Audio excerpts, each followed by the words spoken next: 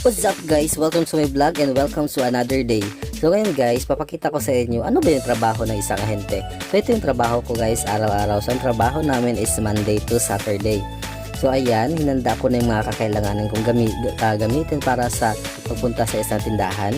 So ayan, dumaan muna tayo sa aming pusa.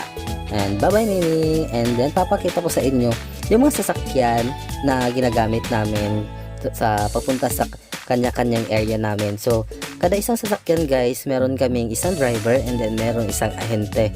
So ayan, ngayon ipapakita ko sa inyo, bumabiyahin na kami papuntang Makilala.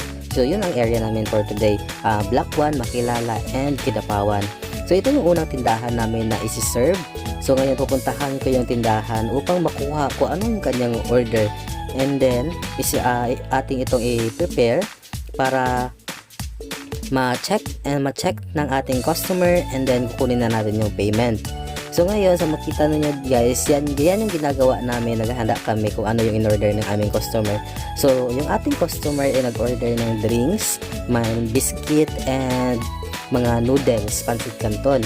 So yan yung aming mga binibenta, yan yung aming ino-offer sa aming mga customer. So after namin dito guys, lilipat naman kami sa susunod naming tindahan. So which is ito na yung kainan.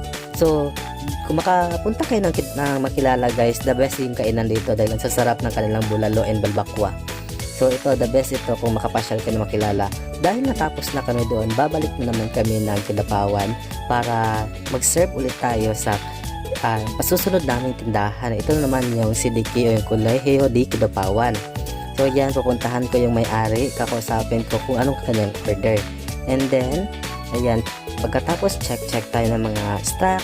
Hanggang dito na lang guys. Maraming salamat. Thank you for watching.